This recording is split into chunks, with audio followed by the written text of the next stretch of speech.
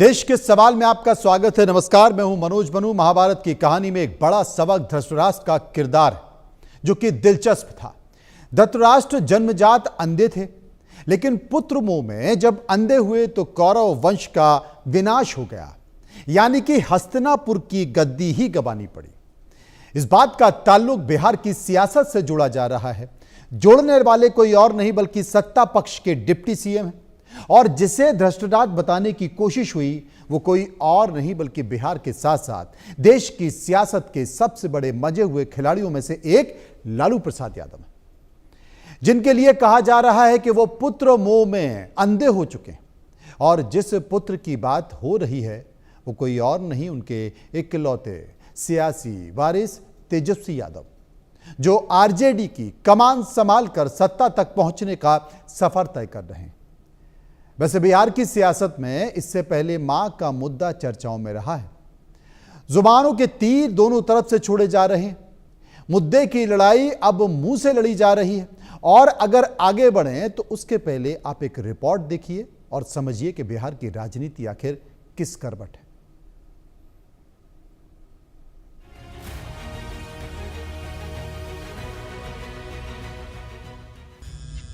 बिहार को गाली बनाने वाले, बिहारियों को पलायन के लिए विवश करने वाले और बिहार को बर्बाद करने वाले अब अंतिम पायदान पर बैठे हैं और धृतराष्ट्र के रूप में अपने पुत्र मोह में फिर से बिहार में उन्माद पैदा कर विपक्ष और पूर्व मुख्यमंत्री के लिए ये सम्मान संयोगवश नहीं, सोच समझकर है।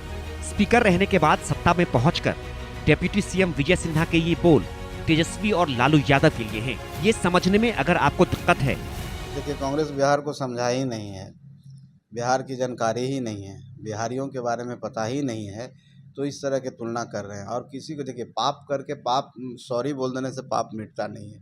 जो उन्होंने पाप किया है, जो बिहार का अपमान किया है, हर बिहारी के लिए ये अपमान की बात है। हर बिहारी इसको अपने सम्मान के साथ ले रहा है और ये बर्दाश्त नहीं बिहारी करेगा। बिहारी जवाब देने में माहिर है। बिहार ज्ञान की भूमि है। बेगूसराय में पत्रकारों के सवाल पर नया सियासी बवाल खड़ा कर चुनावी पारे को चढ़ाने में जुटे डिप्टी सीएम साहब उस कड़ी को आगे बढ़ाने में जुट गए हैं जो SIR को लेकर शुरू हुई। बदजुबानियों के तमाम चक्कर काटते हुए जब पीएम की मां के अपमान तक पहुंचे तो बिहार बंद कराने का फैसला किया गया। लेकिन ज्यों ही बिहार खुला, कांग्रेस ने उसे बीड़ी में लपेटकर फिर से सुलगा दिया। सियासत की सुलगाई ये बीड़ी अभी बुझी भी नहीं थी कि विजय सिन्हा ने इसे इतिहास के बीच में रख दिया है।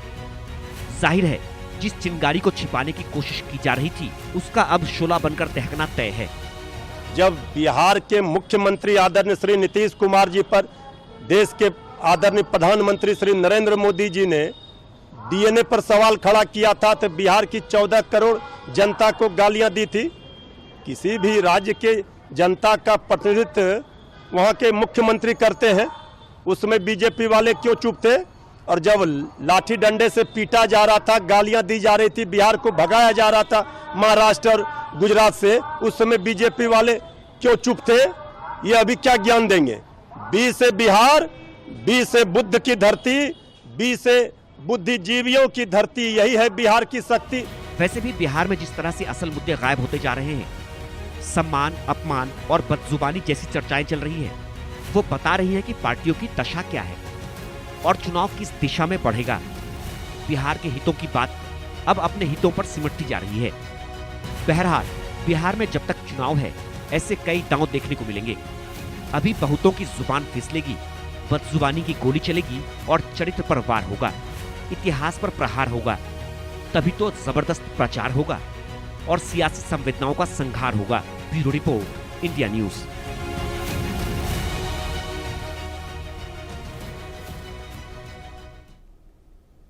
तो भारतीय जनता पार्टी के तमाम नेताओं की जो स्थिति है वो बयानों के जरिए आरजेडी नेताओं को घेर रहे हैं।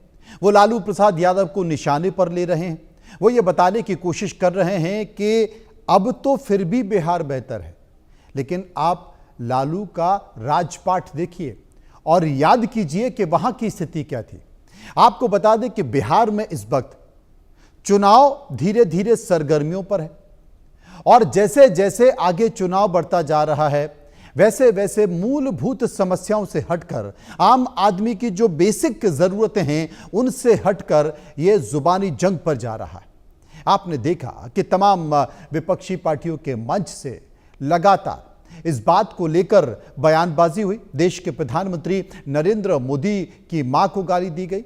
उसके बाद फिर केरल में सोशल मीडिया प्लेटफॉर्म पर किस तरह का जिक्र बिहार को लेकर किया गया, बीड़ी और बिहार का जिक्र किया गया।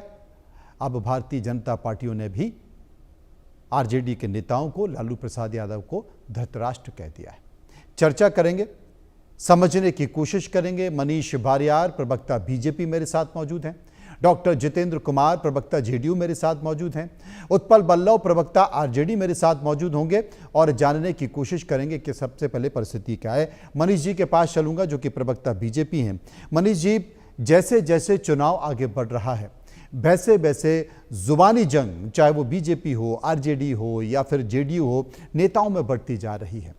क्या आपको लगता है कि इस बीच जो जनता की मूलभूत मांगे हैं वो मांगे दब रही हैं और बिहार के चुनाव की बयानबाजी उनसे अलग हटकर, उनसे इतर हटकर देखी जा रही है? नमस्कार मनोज जी, और मेरे जो पैनलिस्ट हैं, मेरे साथी हैं, उनको भी नमस्कार, और जितने भी दर्शक हैं उनको भी।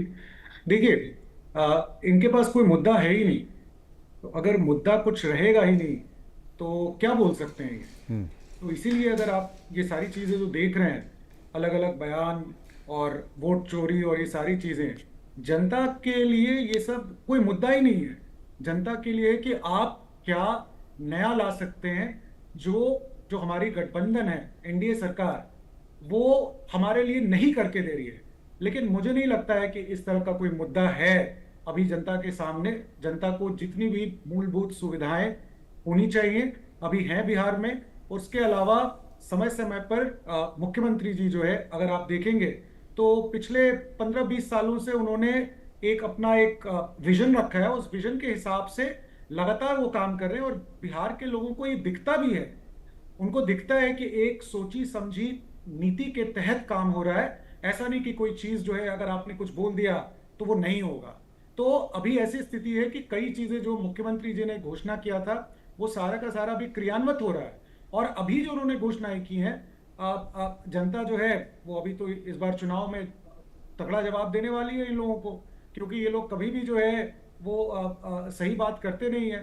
कभी गाली दे रहे हैं, कभी जो है कांग्रेस पार्टी के मंच से अभी बिहार को हम लोगों को इतनी बेइज्जत की गई, आप देखिए बीड़ी से कंपेयर कर दिए वो लोग। तो कभी कभी कुछ कर दे रहे हैं। तो कोई मुद्दा नहीं है इनके पास, ना नेता के पास मुद्दा है, ना पार्टी के पास मुद्दा है। तो और क्या कर सकते हैं? जनता का ध्यान भटका सकते हैं। तो आपने सही कहा कि जो मूलभूत जो बातें होती हैं और चुनाव में जिससे काफी समस्याएं निकल के आती है, उन सब चीजों पे मुझे नहीं लगता है कि इनके पास कोई जवाब भी है या इनके पास कुछ सुझाव भी है। आरजेडी के प्रवक्ता मेरे साथ मौजूद हैं, डॉक्टर जितेंद्र कुमार और उत्पल बल्लभ, जो कि प्रवक्ता माफ कीजिए जेडीयू के जितेंद्र कुमार और आरजेडी के उत्पल बल्लभ मेरे साथ मौजूद हैं। मैं उत्पल बल्लभ साहब के पास चलूंगा और पूछने की कोशिश करूंगा। उत्पल जी, आपकी राय?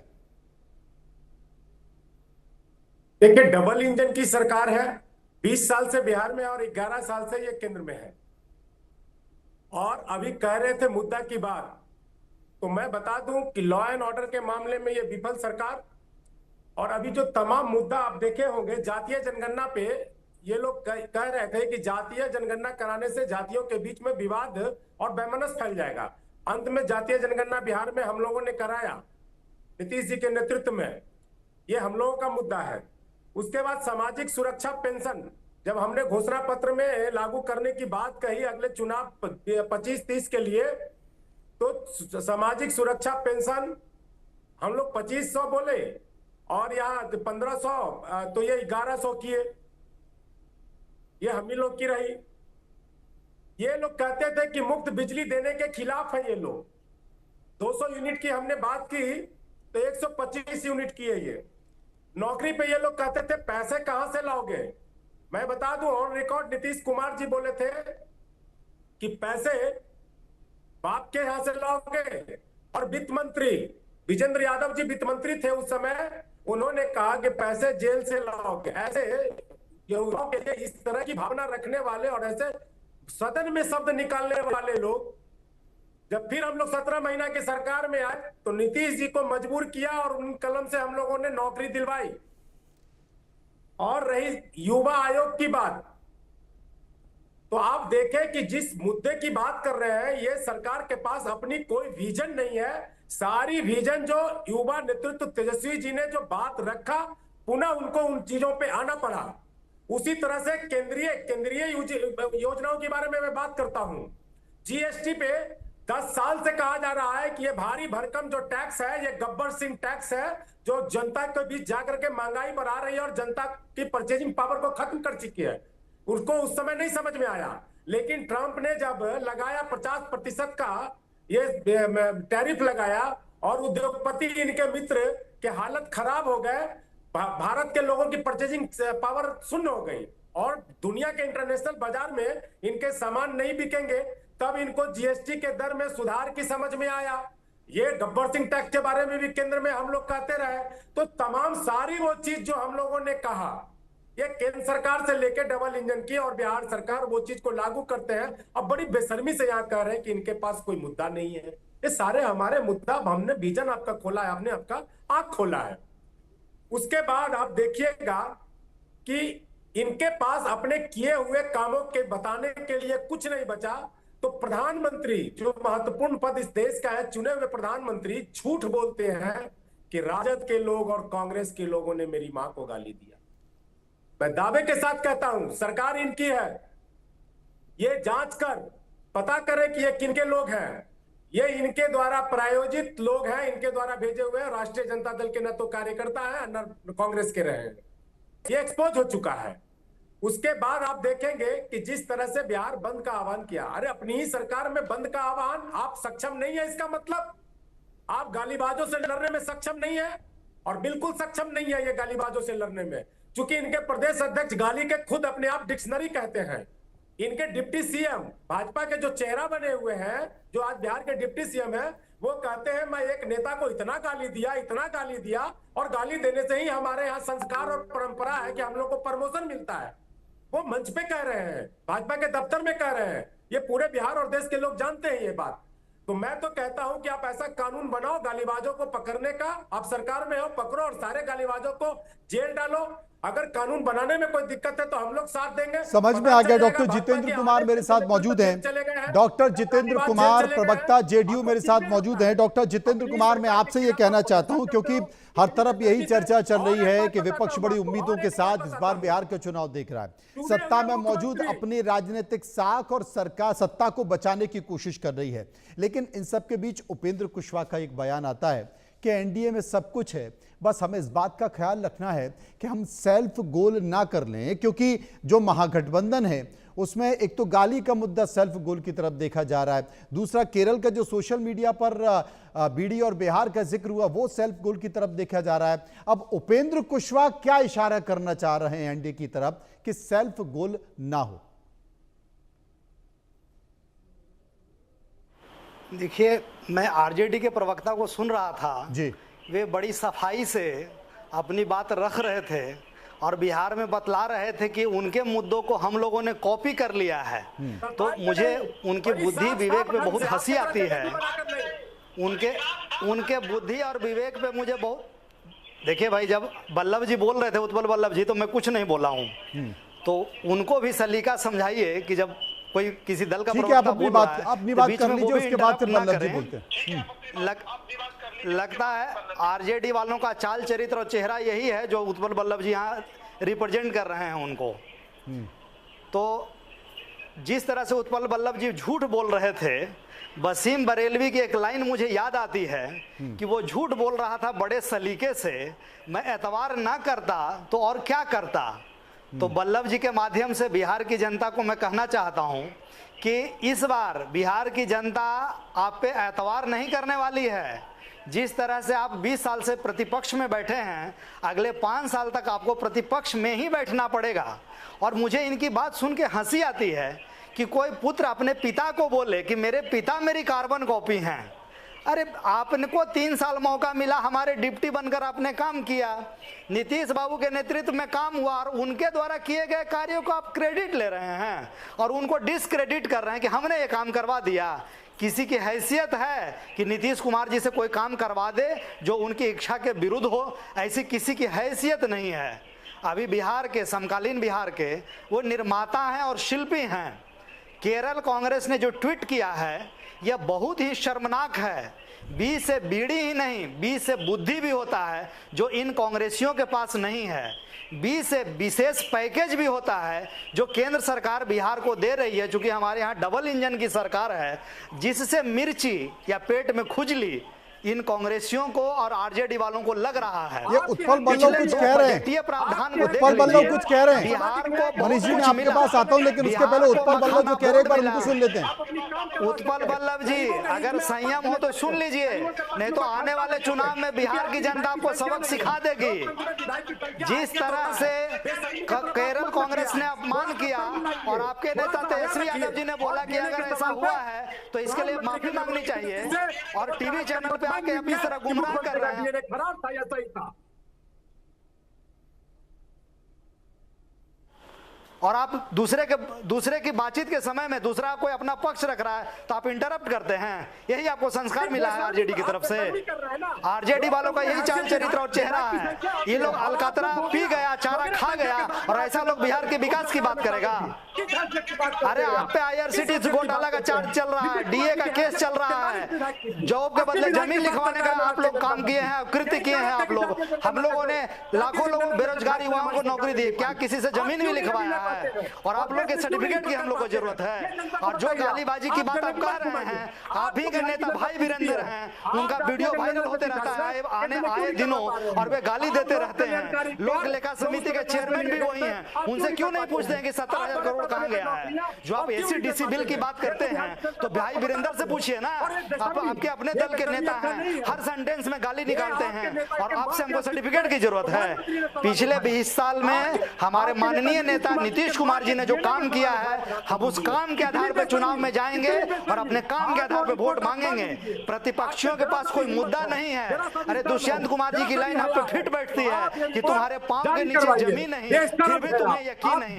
यही आपका सुपड़ा साफ कर देगा बिहार की जनता। और जिस अधिकार यात्रा की बात आप लोग कर रहे हैं, फर्जी ईपी कार्ड बनाते हैं और 2 ईपी कार्ड लेके पहुंच जाते हैं प्रेस कॉन्फ्रेंस करने के लिए। अच्छा जितेंद्र जी, डॉक्टर जितेंद्र जी, डॉक्टर जितेंद्र जी, एक बार मैं उत्पल बल्लभ साहब से पूछना चाहता हूं। उत्पल बल्लभ साहब, चुनौतियां दोनों तरफ बनी हुई हैं। हमने देखा कि उपेंद्र कुशवाहा ये कह रहे हैं कि सब कुछ ठीक है, हमें इस बात की चिंता करनी चाहिए कि कोई सेल्फ गोल ना हो। यहां तो लगातार गोल पर गोल हुए जा रहे हैं आपकी तरफ। अब देखिए, बाकी तो विपक्ष की जो सत्ता में बैठी पार्टी है या उसके गठबंधन के साथी हैं या नेता हैं, उनको छोड़ दीजिए। यहां पर अगर तेज प्रताप की बात की जाए, यहां तो तेज प्रताप यानी कि आपके जो पार्टी है, आपका जो गठबंधन है, उसका मुख्यमंत्री का चेहरा है, उन्होंने ही अपना दल बना लिया है और उसमें गठबंधन का नाम भी तय कर दिया है, वो नाम भी रख लिया उन्होंने, और अब उसके तहत वो चुनाव में जाने वाले हैं। तो ऐसी परिस्थितियों के मद्देनजर सबसे पहले तो चुनौती आपके घर में है, बाहर वालों से तो बाद में निपटेंगे। मैं आपको अरे अंतर कला तो इनके घर में है। अरे तो जवाब, वही सवाल मैंने पूछा, एक बार जवाब तो ले लें, जवाब तो ले लें। निकाल दिया है। अरे डॉक्टर जितेंद्र जी, जवाब तो ले लें। बिहार में कोई यादव परिवार में टैलेंटेड लड़का नहीं था। डॉक्टर जितेंद्र जी, एक तो जवाब, डॉक्टर जितेंद्र साहब, डॉक्टर जितेंद्र जी, डॉक्टर जितेंद्र जी, यही तो मेरा सवाल है, एक बार जवाब तो ले लें। उत्पल जी से जवाब ले लें, बोलिए, जवाब दे दीजिए। जी जितेंद्र जी, ध्यान से सुनिए, आपको ही दे रहा हूं मैं जवाब। हाँ, 2015 में हमारी पार्टी तेजस्वी जी को टिकट दी राघोपुर से। आपकी भी पार्टी नहीं, भाजपा भी अपने उम्मीदवार उतारी। लो, राघोपुर की महान जनता ने भाजपा के उम्मीदवार को रिजेक्ट करके और तेजस्वी जी को विधायक वहां से चुना। विधायक चुने जाने के बाद नीतीश कुमार जी कैबिनेट में फैसला लिए कि वो डिप्टी सीएम होंगे। लेकिन डिप्टी सीएम बनाने के लिए, विधायक बनाने के लिए लालू जी ने विधायक नहीं बनाया है तेजस्वी जी को, लालू जी ने डिप्टी सीएम नहीं बनाया है तेजस्वी जी को। लेकिन जिन लोगों ने विधायक बनाया, जिन लोगों ने डिप्टी सीएम बनाया, एज ए विधायक, एज ए डिप्टी सीएम, मैं आज भी दावा करता हूं कि दो दो डिप्टी सीएम बिहार में भी हैं, उनके दोनों के काम मिला दीजिए और अकेले तेजस्वी जी का काम को देख लीजिए। अगर उन पे भारी नहीं पड़े तो फिर आप चर्चा परिचर्चा में हमसे बात कीजिएगा। आप उनके काम को देखिए, पहली बात।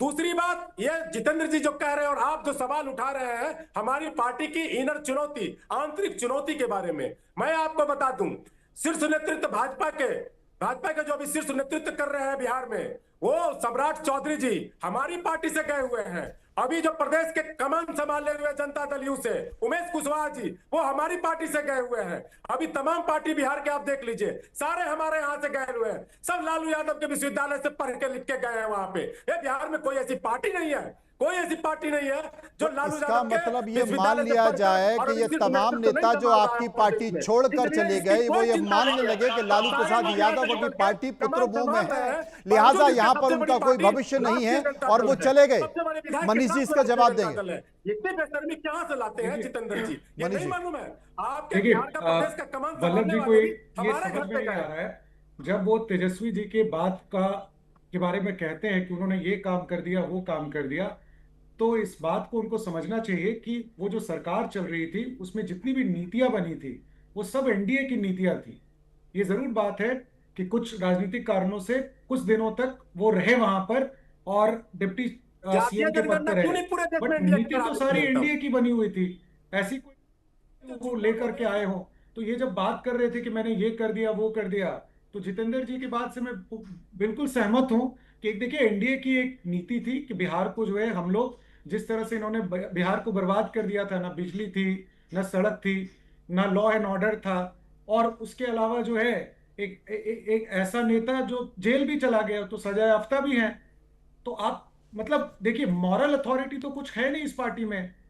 तो ये सारी चीजें जो इतनी बड़ी बड़ी चीजें वो बात कर रहे हैं, वो उन बातों का कोई मायने नहीं है, क्योंकि वहां पर कोई मॉरल अथॉरिटी नहीं है। अभी उनके भाई जो हैं उन्होंने तो झंडा बिल्कुल बजा ही दिया है, तो अभी तो उनका बाजा बजने वाला है। गुजरात पक्का बाजा बजेगा। अभी तो ये गोधरा जो कांड बोल रहे हैं, में जो बोल रहे हैं 2000 देखिए, लोगों की हत्या का जिस पारिवारिक पर पार्टी में आरोप यही है, होने वाला है। 700 जब किसानों पारिवारिक की पार्टी हत्या होगा, करने का जिन तो पर यही आरोप होगा। है, उनको अडानी अपने अंबानी की बच्चे का सच्चाई चिंता करने है, में वो उनको मृत्यु की चिंता है बात कि अच्छा करेंगे। मेरी बहन कहाँ जाएगी, उत्पल बल्लभ साहब, उनको चिंता है कि उत्पल मेरा बल्लभ बेटा साहब, कहाँ देखिए जाएगा। चुनाव बिहार में होने वाला है, कीजिए ना, हम बिहार की में बात कर चुनाव रहे है, हैं, यहाँ पर गुजरात मनीष कहाँ जी भी लेके बिहार चल की गए बात हैं? कर रहे हैं, बिहार डॉक्टर की बात जितेंद्र भी कीजिए बात ना। के कहा, आप गोधरा पहुंच गए, गुजरात पहुंच गए। आप गुजरात की बात कीजिएगा तो केरल की बात कीजिएगा, कर्नाटक की बात कीजिएगा, बिहार की बात कीजिए ना। बिहार में चुनाव है, आपकी पार्टी क्षेत्रीय पार्टी है, राष्ट्रीय पार्टी नहीं है।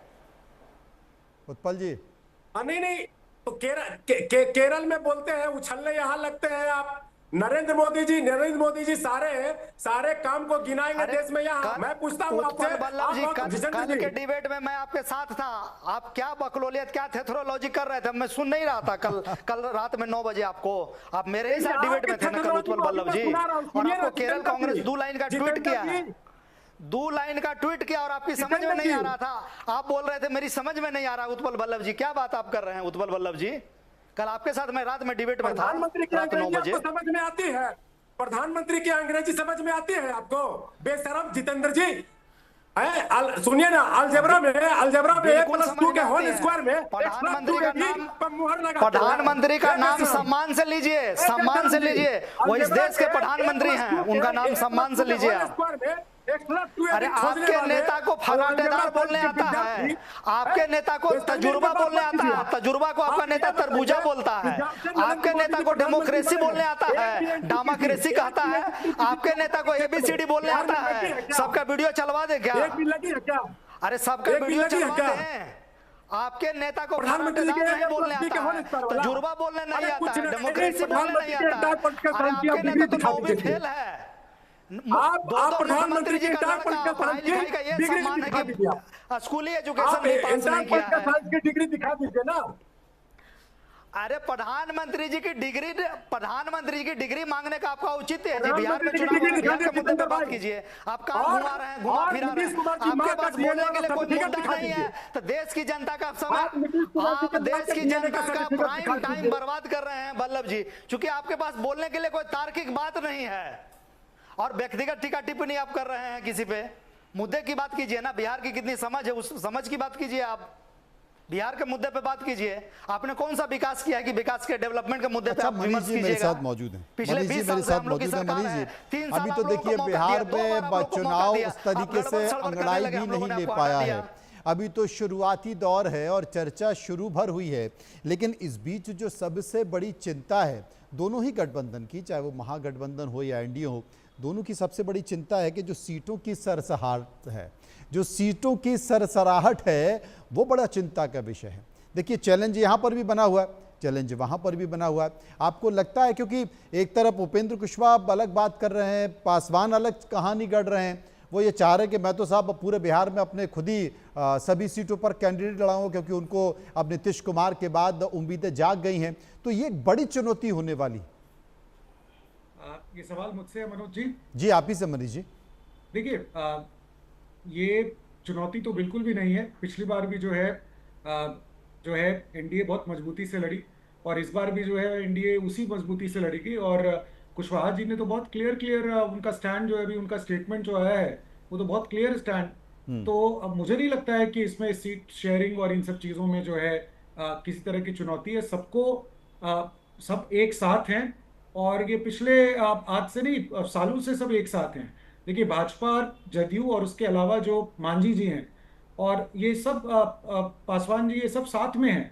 तो देखिए सबकी अपनी अपनी पार्टी है, कभी कभी कुछ स्टेटमेंट्स देते हैं लेकिन स्टेटमेंट्स को लोग ट्विस्ट कर देते हैं, तो ये होता रहता है। लेकिन ओवरऑल जो है ये सब साथ में है, साथ में काम कर रहे हैं। केंद्र में भी जो है पासवान जी हैं, यहाँ पर भी जो है उनके लोग हैं। तो हमको लगता नहीं है कि इसमें कोई परेशानी है। चुनौती उधर है, चुनौती उनकी आंतरिक भी है कि अंदर भी पूरे परिवार में फूट मचा हुआ है। ये किसी से छुपा हुआ नहीं है कि वहां फूट मचा हुआ है या नहीं है। डेली आप वीडियो देख लीजिए टीम तेज प्रताप का, और फिर उधर जो है दिल्ली में भी हम लोग काफी कुछ सुनते रहते हैं। तो वहां पर तो बहुत फूट है, और उधर जो उनके साथ एक जो आदमी घूम रहे हैं वो कितने देर उनके साथ रहेंगे और कितने दिन रहेंगे पता नहीं है। उस दिन तो आप जानते ही है पिछली बार प्रेस कॉन्फ्रेंस में क्या हुआ, साथ में प्रेस कॉन्फ्रेंस में उठ गए। तो उधर के बारे में सवाल कीजिए, बल्लभ जी बताएंगे कि क्या होगा नहीं होगा। क्योंकि और देखिए कांग्रेस पार्टी के साथ बैठी हुई आरजेडी, कांग्रेस पार्टी बिहारियों को इतनी बदनाम कर रही है। केरला कांग्रेस जो है कभी बीफ की बात करती है कि बीफ खाएंगे, उन्होंने तो बीफ सबको खिलाया और पिक्चर भी डाल दिया। तो ये बताएंगे कि भाई बीफ खाने वाली पार्टी के साथ जो है आप हैं कि नहीं है, और आपको आप किस तरह से उनके साथ हैं, और बिहारियों को जो है गाली दे रहे हैं वो। तो इन सब चीज मुद्दा ये है। तो फूट तो उधर पड़ी हुई है कि हाँ भाई हम लोग साथ में रहेंगे कि नहीं रहेंगे। हमको नहीं लगता है। अब तो कांग्रेस पार्टी मांग रही है कि 100 सीट आप दे दीजिए। उत्पल बल्लभ मेरे साथ मौजूद हैं। उत्पल बल्लभ, मेरी आवाज आ रही है? लगता है उत्पल भी जी अभी नहीं है, उनका नेटवर्क में कुछ परेशानी आ रही है। हो सकता है कि जितेंद्र जी ने उनको ज़्यादा छेड़ दिया हो तो उनका नेटवर्क चला होगा। डॉक्टर जितेंद्र मेरे साथ मौजूद हैं। जितेंद्र साहब अब अपनी बात करिए। देखिए टीवी डिबेट में एक सार्थक विमर्श होना चाहिए। हाँ। अरे मुद्दों के आधार पे आप आलोचना कीजिए ना भाई। हम सत्ता में बैठे हैं 20 साल से। मैं कहता हूं बिहार में इनकम्बेंसी नहीं है, ये प्रो इनकम्बेंसी है। और जिस लॉ एंड ऑर्डर की बात आरजेडी के प्रवक्ता तो अब छोड़ के भाग गए डिबेट को, ठीक है, मैं लॉ एंड ऑर्डर पे कहता हूं हमारे नेता श्री आदरणीय मुख्यमंत्री श्री नीतीश कुमार जी की एसओपी है क्राइम, करप्शन, कम्युनलिज्म। इनसे वो कोई कंप्रोमाइज नहीं कर सकते हैं। पूरे जिम्मेदारी के साथ और पूरी निष्ठा के साथ सरकार चलाएंगे। जिस समय भी लगेगा कि सिद्धांतों से समझौता करने का समय आ रहा है, बाई कह के चल देंगे। सिद्धांत से समझौता करके इस बात को लेकर बीजेपी भी बड़ी परेशान रहती है। हमारा काम नहीं। डॉक्टर जितेंद्र जी, इस बात को लेकर बीजेपी भी बड़ी परेशान रहती है कि कब जो है नीतीश जी चलने को भरोसा नहीं है। कीजिए आप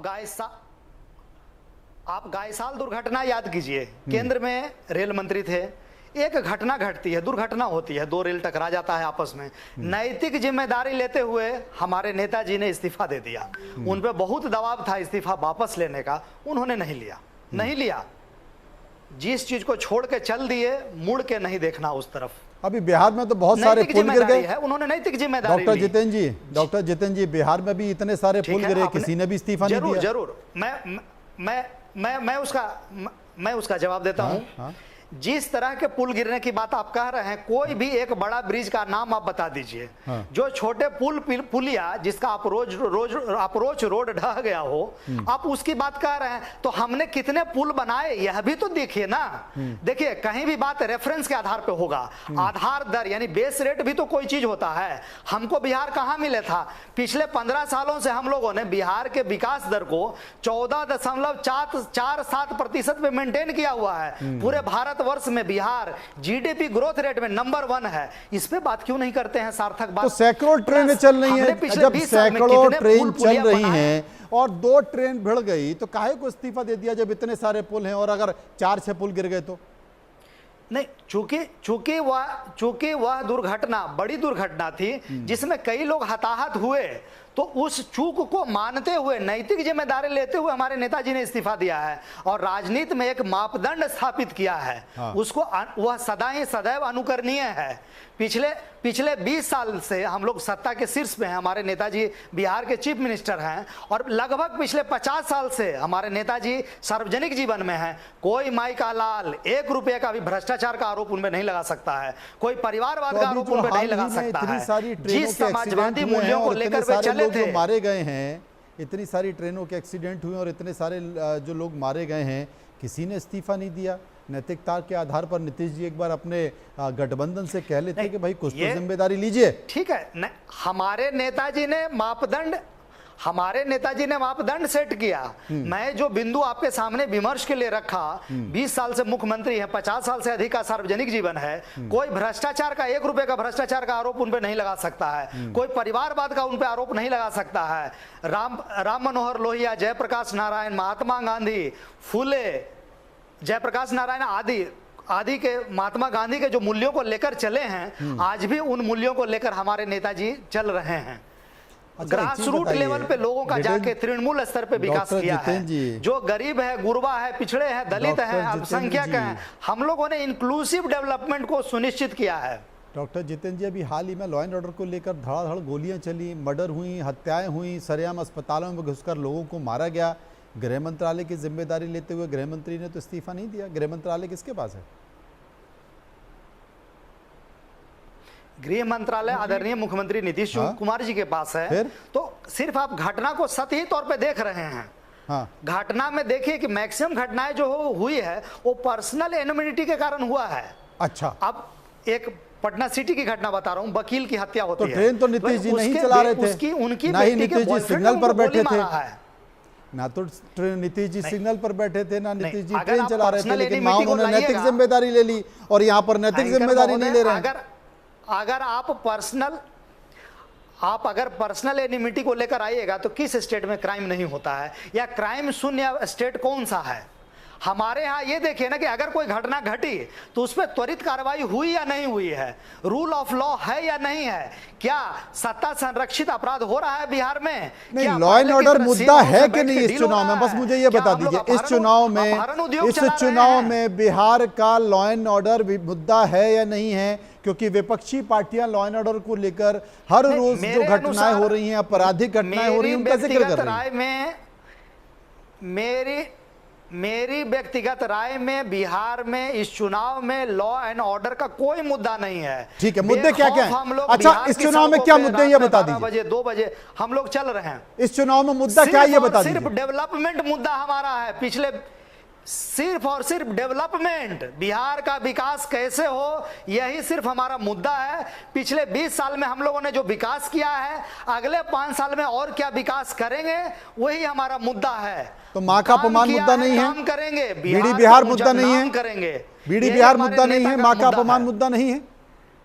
नहीं, बाकी सारे मुद्दे सब्सिडियरी हैं। हमारा प्रमुख मुद्दा बिहार का विकास है, विकास है और विकास है। बाकी सारा मुद्दा मतलब खाने की थाली के साथ जो चटनी और अचार है उनके तहत होगा, लेकिन जो मुख्य भोजन है वो बिहार का विकास है और विकास के इर्द गिर्द चर्चा होगी। मनीष जी, आपका जवाब इसी मुद्दे पर, इस बार के चुनाव के मुद्दे क्या? मैं अपनी पार्टी का प्रवक्ता हूं, पूरी जिम्मेदारी के साथ ये बात रख रहा हूं कि मेरी पार्टी का इस चुनाव में मुद्दा सिर्फ और सिर्फ विकास रहेगा। मनीष जी, आपका मुद्दा क्या रहेगा? मनोज जी, बीडी वाली बात मुझे समझाना जरूरी है और आपके जितने भी दर्शक हैं उनको भी। देखिए, बीडी का जो मुद्दा है ना कि उसमें मतलब टैक्स इतना क्यों नहीं रखा गया और 40% सिगरेट पे है, क्योंकि बीड़ी उद्योग जो है यहाँ पर आदिवासी लोग और बहुत गरीब लोग जो है उसमें हैं। और इसमें सिर्फ बिहार की बात नहीं है, बिहार के अलावा अगर आप देखें तो छत्तीसगढ़, बंगाल, उड़ीसा, इन सब जगहों पर करीब करीब लाखों लोगों की जीविका जो है इससे जुड़ी हुई है और बहुत सारी महिलाओं की जीविका भी जुड़ी हुई है। उन्हीं सब चीजों को ध्यान में रखते हुए, और बीड़ी उद्योग में ऐसा कोई कॉरपोरेट सेक्टर नहीं है जिस पर जो है जीएसटी और इन सब की बातें हो सके। तो मुझे लगता है कि अगर सामाजिक परिदृश्य से देखा जाए तो बीड़ी पे जो है टैक्स है बहुत सोच समझ करके उसको कम रखा गया है। तो ये बीड़ी जो है एक मुद्दा जीविका के हिसाब से जरूर है। और आप जानते हैं कि जीविका दीदी जो है उन लोग वहां से जो है मुख्यमंत्री जी को, एनडीए के सरकार को जो है और केंद्र सरकार को भी बहुत सारी जो है सुझाव आए थे। उसमें सुझाव में जो है ये बीड़ी का मुद्दा था और इसीलिए इस मुद्दे को जो है मैं बहुत स्वागत करता हूं कि केंद्र सरकार ने इसको बहुत ही परिपक्वता के साथ जो है इस मुद्दे को डील किया है। जहां तक इस बार मुद्दे का सवाल है, तो देखिए किसी भी, जैसे भारत के अंदर लोग चाहते हैं कि कंटिन्यूटी बनी रहे, तो जिस तरह से केंद्र सरकार काम कर रही है और बहुत ही अच्छा काम कर रही है। अभी आपने देखा कि जो इस क्वार्टर का रिजल्ट है 7.8% जीडीपी है, जो दुनिया में टॉप 3 टॉप 4 जीडीपी में से एक है। उसी तरह से जैसे जितेंद्र जी बता रहे थे कि बिहार की जीडीपी बहुत सालों से अभी ऊपर के 4-5 राज्यों में रहा है। तो कोई भी चाहेगा कि इस कंटिन्यूटी को मेंटेन करे। बिहार बहुत पिछड़ा था और 25-30 सालों से बिहार की हालत, गवर्नेंस भी हो गया और उसके अलावा उसका आर्थिक विकास कुछ भी नहीं था। और बिहार की जनता, मैं आपको बता दूं, उनको ये चेंज बिल्कुल भी पसंद नहीं है, उनको ये कंटिन्यूटी पसंद है। और ये एक्चुअली में प्रो इनकम्बेंसी, अगर जितेंद्र जी बोल रहे प्रो इनकम्बेंसी है तो मैं उनकी बात से पूरी तरह से सहमत हूं। आप तो बड़े पत्रकार हैं, आप गांव जाइए, सब जगह पे जाइए, आपको नजर आएगा कोई भी नहीं चाहता है कि यहां पर नीतीश कुमार, जेडीयू और भाजपा की सरकार ना रहे। सब चाहते हैं कि जिस तरह से रोड, जिस तरह से बिजली, जिस तरह से पानी और सबसे ज्यादा जिस तरह से सामाजिक विकास, जो समाज के सबसे गरीब वर्ग हैं उनके लिए जो विकास हुआ है, जो पेंशन की सुविधाएं मिली है उनको, जिस तरह से टीचर्स की रिक्रूटमेंट हुई है, जिस तरह से अगर आप देखें तो अभी बिजली उनको मुफ्त मिल रही है, ये बहुत बड़ा सामाजिक क्रांति भी है बिहार में। कि जिस बिहार को बिजली नहीं मिलती थी, जिस बिहार को पूरा अंधेरा रहता था, आज हमारे यहाँ बिजली है 24 घंटे और गांव में ज्यादा है। गांव के लोग इस बात को फख्र करते हैं कि हमारे यहाँ बिजली ज्यादा है। ये मजाक का मुद्दा है वहां कि आपके यहाँ तो 10-15 मिनट कट भी जाता है शहर में, पट्टा में, और हमारे यहाँ बिजली नहीं कटती है। समझ गया। बहुत बहुत शुक्रिया करेंगे, बहुत बहुत शुक्रिया करेंगे आपका, और शुक्रिया हम करेंगे डॉक्टर साहब का जो हमारे साथ विस्तार से चर्चा कर रहे थे। आगे बढ़ते हैं और बात करते हैं पंजाब की एक बड़ी खड़ी खबर। पंजाब इन दिनों सदी के सबसे भीषण बाढ़ से जूझ रहा है, जिसके कारण पूरे राज्य में हाहाकार मच गया है और 42 लोगों की मौत हो चुकी है। लाखों लोग बाढ़ की मार झेल रहे हैं। ऐसे में सिंगर और अभिनेता